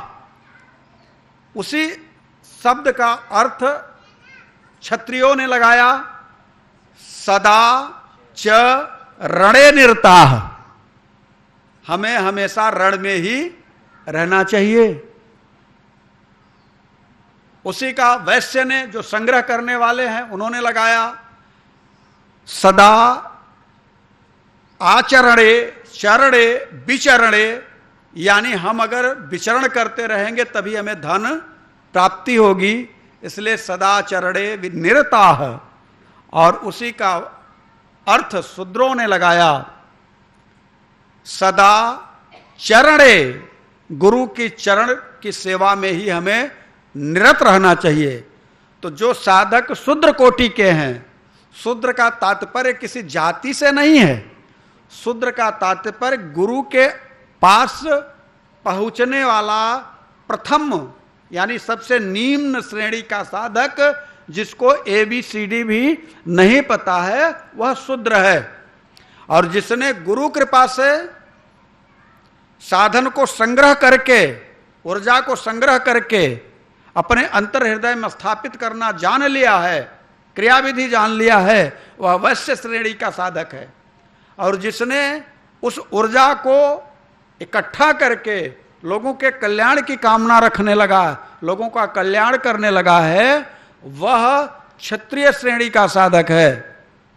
और जिसने उसी ऊर्जा को ब्रह्म के साथ एकाकार कर दिया है, तो गुरुदेव की कृपा हुई, यानी वशिष्ठ जो इष्ट है वह बस में होने के लिए किसी संत की शरणागति मिली, सरयू में स्नान हुआ। साधन रूपी सरयू यानी श्वास पर श्वास में स्नान करने का नाम ही साधन है। और साधन रूपी सरयू में जब स्नान हुआ तो श्वास रूपी सिंगी ऋषि को बुलाया गया। यह श्वास रूपी सिंगी ऋषि ने अपाने जुहवत प्राणम प्राणापाने तथा परे यानी हवन करवाया। कहाँ हवन करवाया? श्वास और प्रश्वास का। और इस हवन से एक दिव्य तेज पुंज उत्पन्न हुआ जिसे आप अग्निदेव कहते हैं। अग्नि मतलब दिव्य तेज का प्रतीक है। आपके अंतर हृदय में एक दिव्य तेज उत्पन्न हुआ और उस दिव्य तेज के उत्पन्न होने से आपके अंतर में ब्रह्ममयी प्रवृत्ति का जागरण हुआ। एक फल मिला। एक कोई कार्य आप करते हैं तो उसका कुछ न कुछ परिणाम होता है। तो साधन आपने किया तो उस ब्रह्ममयी प्रवृत्ति से आप जुड़े, एकाकार हुए तो आपको परिणाम मिला। परिणाम को आपने कर्म के साथ में और ज्ञान के साथ में यानी सुमति के साथ में और भक्ति के साथ में बांट दिया। बांटने पर परिणाम क्या हुआ कि आपके अंतर हृदय में ही 4 की उत्पत्ति हुई। कौन उत्पन्न हुए? नीचे से देखिए। पहला शत्रुघ्न आए। शत्रुघ्न कौन है? कहा सत्संग रूपी शत्रुघ्न। यानी आपने जब ब्रह्ममयी प्रवृत्ति को आपके अंतर हृदय में उतरी तो आपने सत्संग को अपनाया। तो सत्संग माने सत्संग रूपी शत्रुघ्न। और जब शत्रुघ्न आए आपके हृदय में तो शत्रुघ्न के बाद, शत्रुघ्न मतलब शत्रु मतलब होते हैं जो आपके अंदर हैं, उनको हनन करने की क्षमता आ जाए, उसी का नाम शत्रुघ्न। इसके पहले आपने देखा कि ये जो लंका है उसमें जो आपके शत्रु हैं, क्रोध रूपी कुंभकर्ण, मोह रूपी रावण, लोभ रूपी नारायणतक, उनको मारने की क्षमता किसमें है? तो कहा शत्रुघ्न में है। क्यों? क्योंकि जब तक सत्संग है तब तक आपके अंतर हृदय में न क्रोध उठेगा, न काम उठेगा, न लोभ उठेगा, न मोह उठेगा। इस समय किसी के अंदर इस तरह का भाव उठ रहा है। क्यों? क्योंकि सत्संग रूपी शत्रुघ्न आपके साथ जुड़ गए। अब जब सत्संग आए तब क्या हुआ? तो कहा सत्संग का परिणाम होना चाहिए। तो सत्संग का परिणाम क्या हुआ? कहा बिनु सत्संग विवेक न होई। तो सत्संग के बाद कौन आया जगत में? विवेक। तो विवेक कौन है? कहा विवेक रूपी लक्ष्मण। विवेक कौन है? विवेक रूपी सत्संग से बड़ा है, यानी शत्रुघ्न से बड़ा है। सत्संग अगर आपके अंतर हृदय में उतरेगा तो आपके अंदर कौन सा आएगा? विवेक जागृत होगा। सत्संग सुनने से क्या मिलता है आपको? विवेक ही तो जागृत होता है। तो सत्संग आप जब सुनेंगे तो आपके अंतर हृदय में विवेक जागृत होगा। और जब विवेक जागृत होगा, विवेक आया, कुछ ज्ञान आपके अंतर हृदय में उतरने लगा। तो जब ज्ञान उतरेगा तो सबसे पहला कार्य है ज्ञान का कि अगर आत्मज्ञान उतरता है तो जो शुभाशुभ आपके कर्म हैं उसको समाप्त कर देता है। यानी जो आपके पिछले कर्म थे तो क्या करता है कि ज्ञाना अग्नि दग्ध कर्माणव तमाह पंडितम बुधा। यानी अब विवेक आया तो आपके अंतर हृदय से जो कर्म अकर्म विकर्म थे उनको एक किनारे किया और भाव से परिणित कर दिया। अब आपके अंदर भाव आया। भाव कैसा आया? भाव का तात्पर्य भरत से है। भाव कब आएगा? जब विवेक आपका पुष्ट होगा। यानी आपके अंतर हृदय में विवेक आया तो परमात्मा से मिलने के लिए भाव जागृत होगा। और जब भाव जागृत होगा यानी भाव बढ़ा तो भाव का दूसरा अर्थ है अनुराग। परमात्मा से मिलने के लिए राग से परे होकर के अनुराग जागृत हो जाएगा। और जब भाव जागृत हुआ यानी अनुराग जागृत हुआ तो अनुराग का परिणाम क्या होता है? तो मानस में बाबा कहते हैं कि मिलहि न रघुपति बिनु अनुरागा। अनुराग यानी भाव के बिना परमात्मा मिलते नहीं है। और जब भाव रूपी भरत आए तो भाव जब उतरा अंतर हृदय में तो विज्ञान रूपी राम अवतरित होते हैं। इस प्रकार से ये चारों भैया नीचे से ऊपर अगर पुनः देखा जाए तो अपनी अपनी पत्नियों के साथ अगर आते हैं तो सत्संग रूपी शत्रुघ्न की पत्नी का नाम है श्रुति कीर्ति। क्या नाम है? सत्संग जब अंतर हृदय में आता है तो आप सत्संग जब सुनते हैं तो आपकी अंतर हृदय की बात तो छोड़िए, बाहर भी आपकी कीर्ति फैलने लगती है कि बड़े सत्संगी हैं।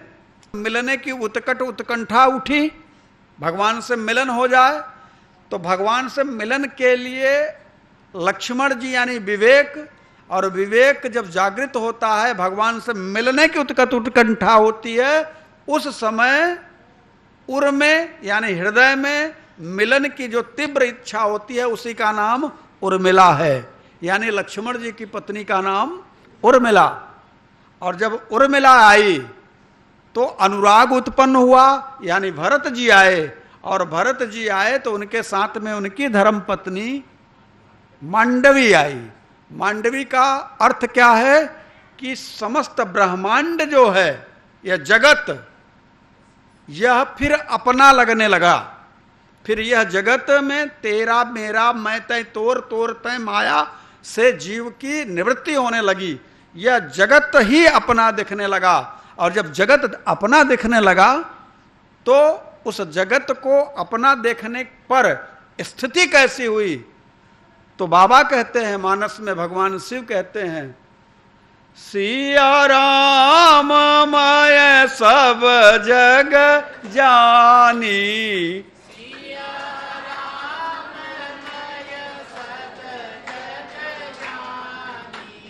करऊ प्रणाम जोरी जुग पानी।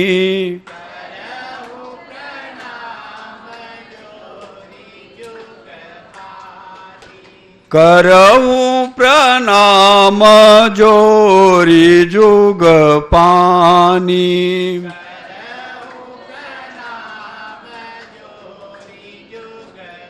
फिर समस्त जगत राम के में दिखाई देने लगता है, रामत्व तो उतर आता है। और जब रामत्व उतर आता है तब क्या होगा? तो समस्त ब्रह्ममयी प्रवृत्ति ही वानरी सेना है। अब ये जो वानरी सेना हुई, ब्रह्ममयी प्रवृत्ति हमारी, उसी से वही राम मेरा विवेक और विज्ञान और शक्ति रूपी सीता, ये तीन वन की तरफ यात्रा करते हैं। क्यों? वन का मतलब क्या होता है? वन का मतलब होता है सघन जंगल, वन, जिसमें नाना प्रकार के राक्षसी वृत्तियां, आसुरी वृत्तियां हैं। तो उन्हें राक्षसी आसुरी वृत्तियों का दहन करने के लिए, उनको समाप्त करने के लिए ये तीन, कौन? विज्ञान रूपी राम, विवेक रूपी लक्ष्मण और शक्ति रूपी सीता।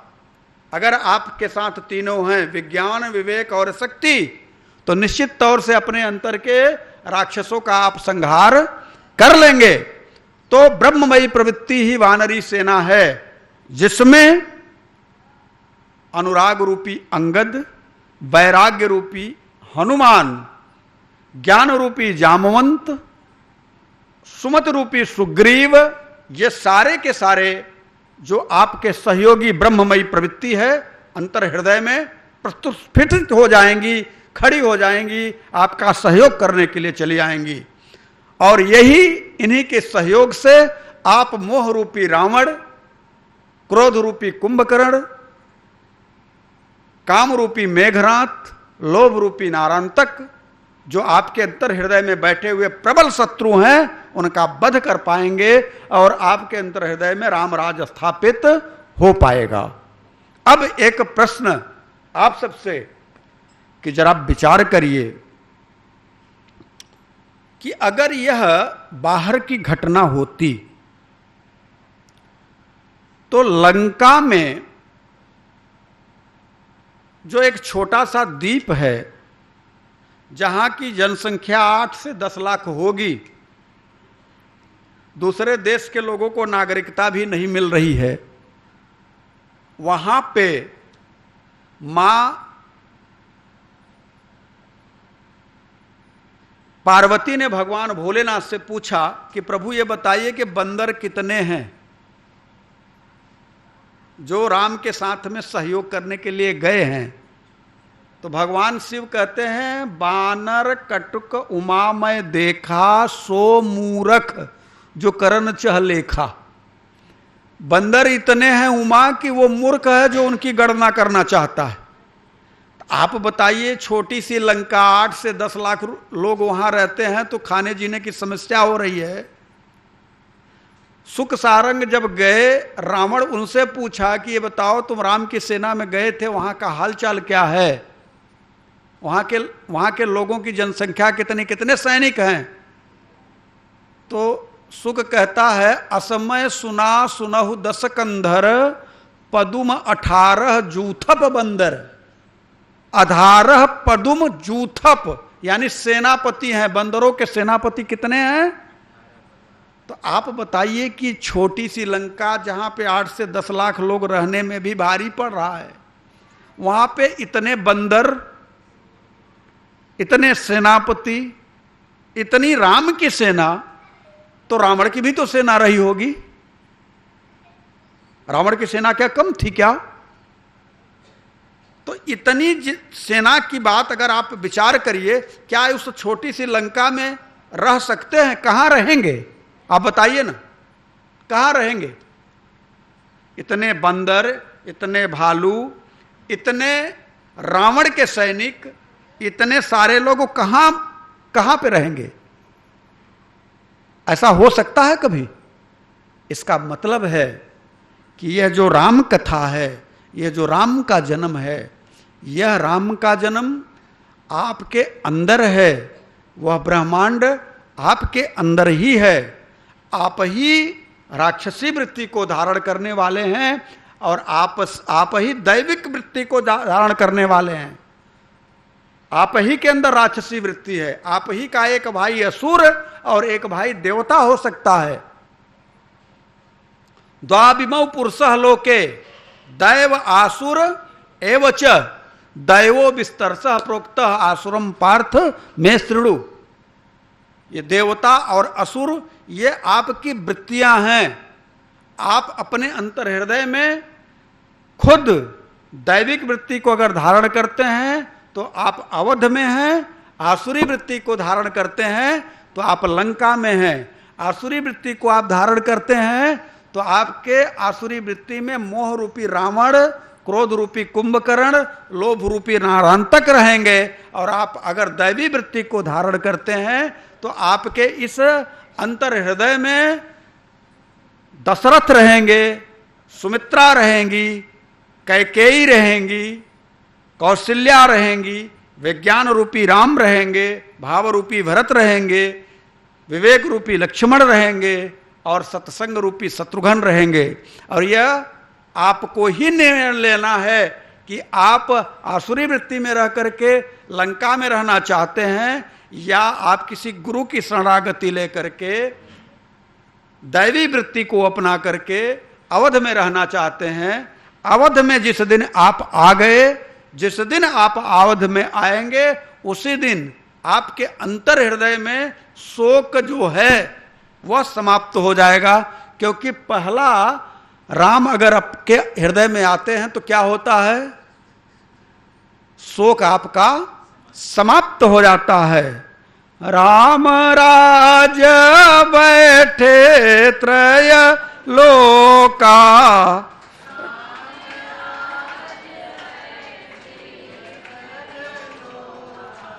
हर्षित भयउ गयउ सब शोका।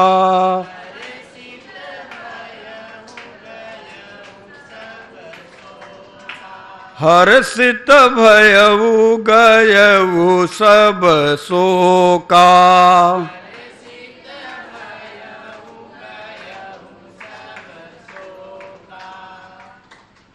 जिस दिन राम आपके हृदय भवन में अवतरित हो जाएंगे, आपके अंतर हृदय से शोक निकल जाएगा, मन प्रसन्न हो जाएगा। और यह कब होगा, अब दूसरे विधि से समझा देता हूं, फिर कथा को विराम। ध्यान रखिएगा, घड़ी में आपके 3 सुई होती है। यह 3 सुई कर्म रूपी कैकेयी की सेकंड वाली सुई है, कर्म रूपी कैकेयी की सुमत रूपी सुमित्रा की मिनट वाली सुई है, और भक्ति रूपी कौशल्या की घंटे वाली सुई है। ये तीनों सुई चलते चलते चलते चलते चलते चलते जब आपके जीवन में 12 बज जाएगा, जब 12 बजेगा और तीनों सुइयां कर्म ज्ञान और भक्ति एकाकार हो जाएंगी, सुमत रूपी सुमित्रा, कर्म रूपी कैकेयी और भक्ति रूपी कौशल्या, ये तीनों एकाकार हो जाएंगी। यानी कर्म और ज्ञान और भक्ति तीनों तद्रूप हो जाएंगी। तभी आपके हृदय भवन में 12 बजेगा, और जब 12 बजेगा तो प्रभु राम का प्राकट्य हो जाएगा। क्योंकि बिना 12 बजे भगवान का प्राकट्य नहीं होता। इसलिए अगर आप अपने जीवन में कर्म और ज्ञान और भक्ति का सही उपयोग करते हैं, तभी 12 बजेगा। ध्यान रखिएगा, कर्म ज्ञान और भक्ति का सही उपयोग करते हैं तभी 12 बजेगा, और नहीं 8:45 बजा रहेगा, आप कुछ नहीं कर पाएंगे। इसलिए आप अपने हृदय भवन में उस राम को महसूस करिए। कब?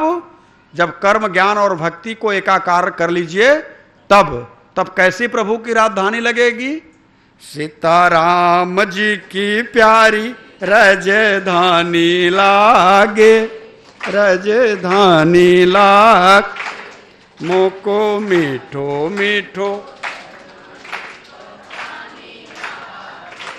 सिया राम जी की प्यारी राजधानी लागे, मोको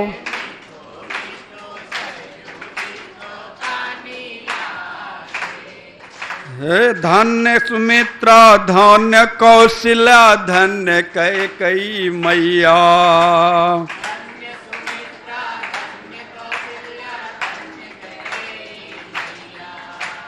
धन्य भूप दशरथ के आंगन खेलत चारों भैया।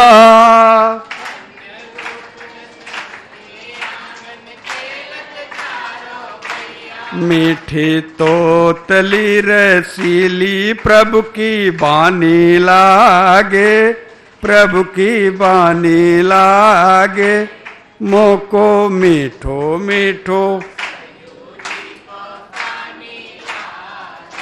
सीताराम जी की प्यारी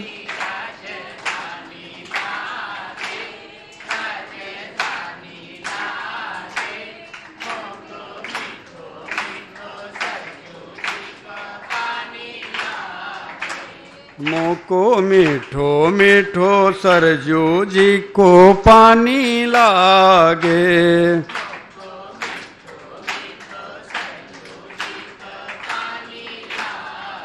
सरजू जी का पानी का अर्थ है कि श्वास रूपी सरजू का जब यजन होना शुरू हो जाए तो आपके हृदय में एक दिव्यता आ जाएगी, मिठास आ जाएगी, अच्छा लगने लगेगा।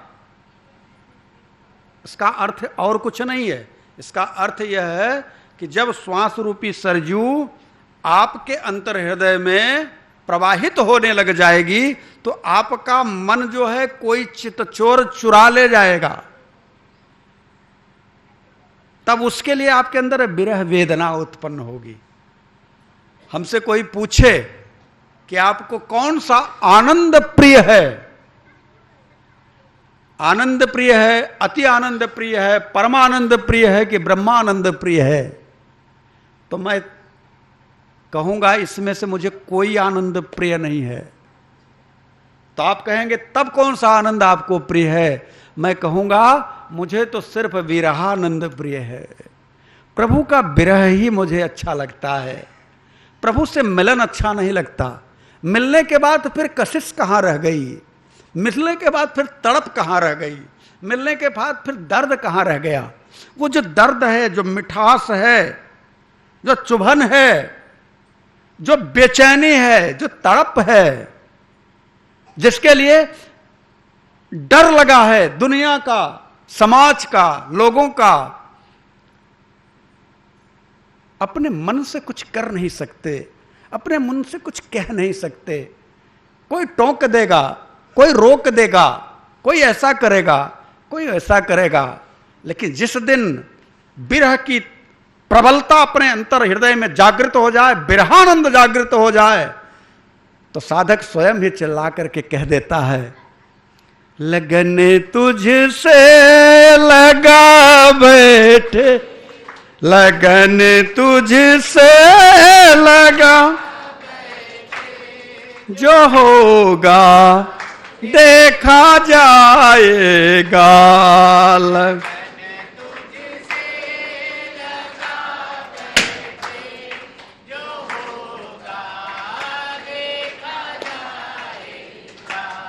तुझे अपना बना बैठे, जो होगा देखा जाएगा।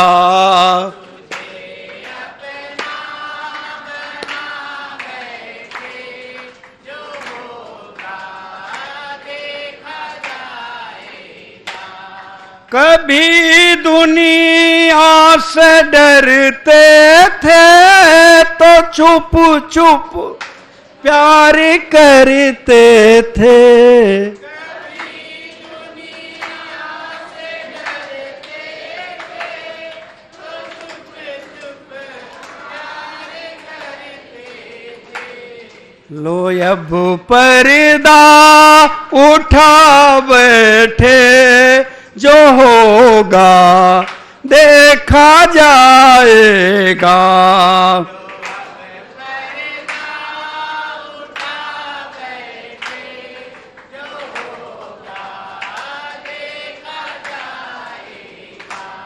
लो अब पर्दा उठा बैठे, जो होगा देखा जाएगा।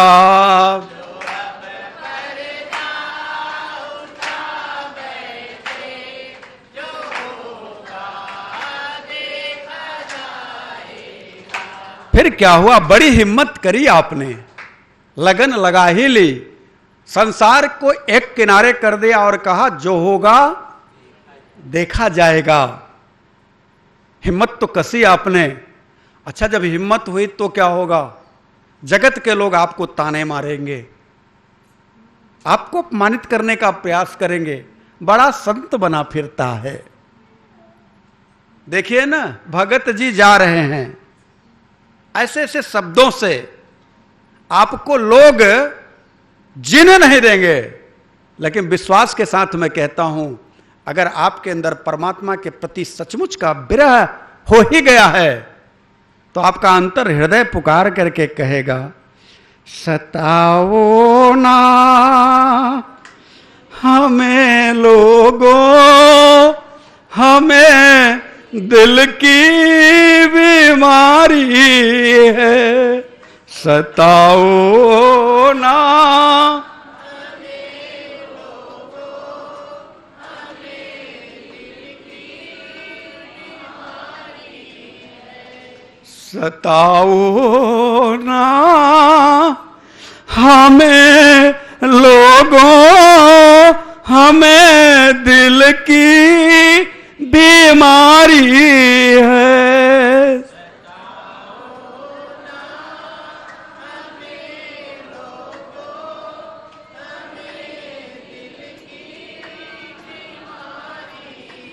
हे जगत के लोगों, मैंने आपका कुछ नहीं बिगाड़ा, हमें ना सताओ। अरे तो तुम्हें बीमारी है तो इसका इलाज तो करवा ले। इसका इलाज संसार के वैद्य में दम नहीं है कि वो करे, तो कौन करेगा? कौन है वो वैद्य? हमारा वैद्य, हमारा वैद्य दुनिया में वही बाके बिहारी।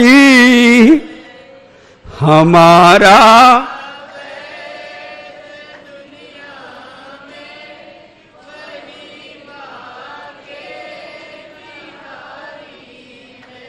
सताओ ना हमें लोगों, हमें दिल की बीमारी है।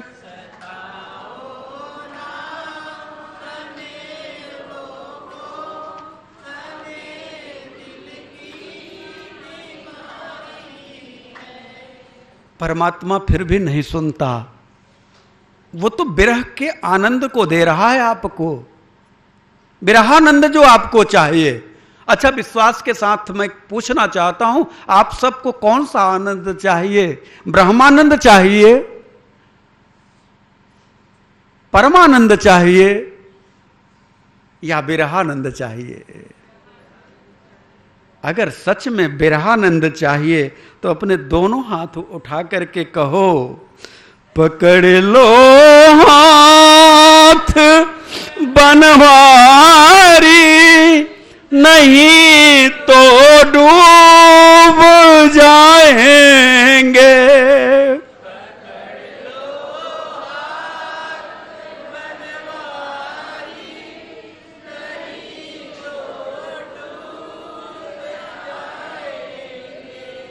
पकड़ लो हाथ बनवारी, नहीं तो डूब जाएंगे।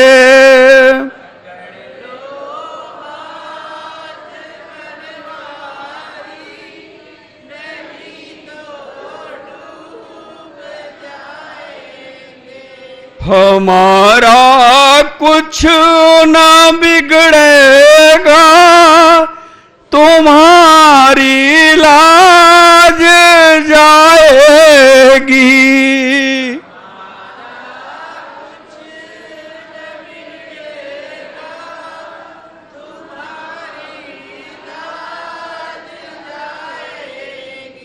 हमारा कुछ न बिगड़ेगा, तुम्हारी लाज जाएगी।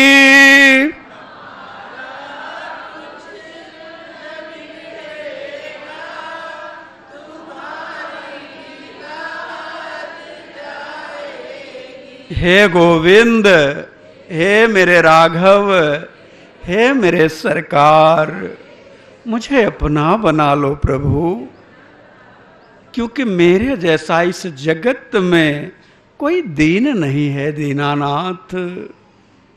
मौसम दीनन दीनहित, तुम समान रघुवीर। अस विचारी रघुवंश मणि, हरहु बेसम भव भीर। हरहु कामिहि नारी पियारी जिमि, लोभी प्रिय जिमिदाम। तिमि रघुनाथ निरंतर, प्रिय लागहु मोहि राम।